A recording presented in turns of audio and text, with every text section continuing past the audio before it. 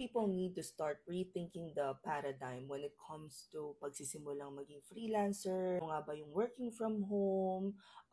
Because I always get this question na very similar dito kay Saliwana. Sabi niya, meron po ba VA part-time? Walang experience sa VA, BPO experience lang. And that's when I started thinking, okay, I think yung mga papasok pa lang, they do not understand the full concept of freelancing and working from home. So let's start with that. As a freelancer, you will be offering services to different companies, different clients, and you are working anywhere.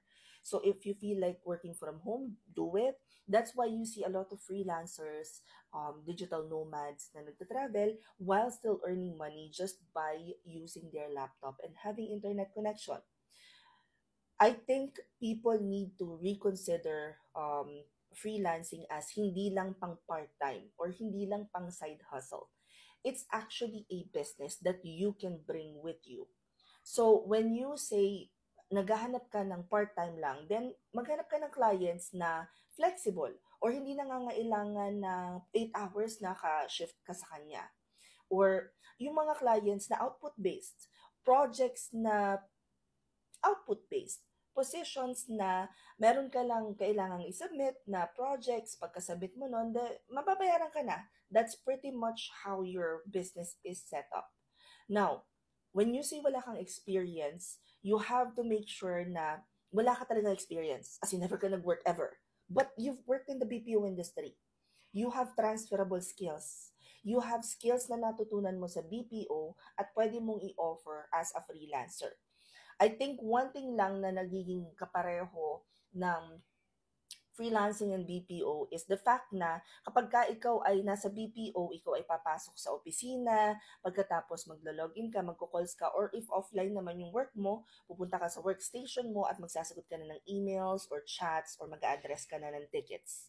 So yung ginagawa mo sa BPO or yung ginagawa mo sa corporate, yun yung gagawin mong service na ino-offer mo ngayon bilang freelancer. Doon ka magsisimula. And if hindi ka pa rin sure, pero gusto mo na talaga mag-shift, edi itry mo yung mga positions na sa tingin mo bagay sa personality mo. Just a heads up, a lot of aspiring freelancers now are looking for ano yung madali, ano yung part-time, ano yung flexible, ano yung malaki yung pera. Instead, think about this. You have 5 services that you can offer as a freelancer. Administrative, creative, tech, support, and sales. Pag alam mo na kung ano yung kaya mong i-offer na service, your next action step should be, punta ka sa mga platforms. I-check mo kung anong requirements, anong hinahanap ng mga clients.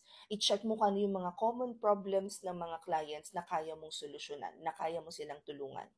Kung hindi ka pa naman sure kung paano mong i-offer yung service mo, go for VA agencies. Kasi sila na magmamatch sa skill set mo. At kung ikaw naman ay malakas ang loob, edi mag-start ka naman target ng direct clients. And itong mga sinabi kong ways na to for you guys to start freelancing, marami pa dyang sub-tasks yan. So marami ka pang kailangan gawin. But this is just a gist of ano nga ba yung kailangan mong unang malaman sa freelancing.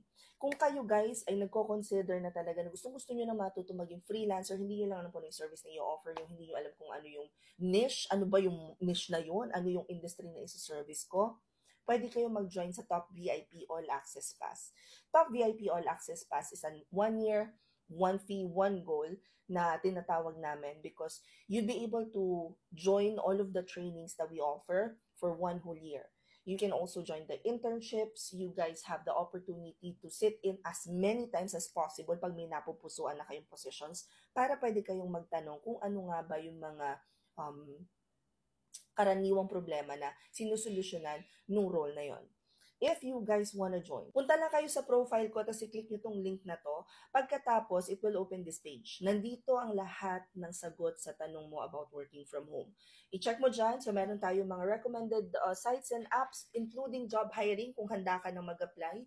We have all of our open classes at nandito na yung 1999 Top VIP All Access Pass. I-click mo lang yon. Pagkatapos, makikita mo na doon yung form kung saan ka pwedeng mag-enroll para makasimula ka nang mag-join sa mga classes namin. So yes, 1 year and 1 fee lang yung babayaran mo. 1,999 pesos kasama ng lahat. Opo, kasama rin po ang certifications at one-on-one with me. Anyway, hope this helps. Comment any questions you guys have about working from home. Follow for more work from home chismis. Bye!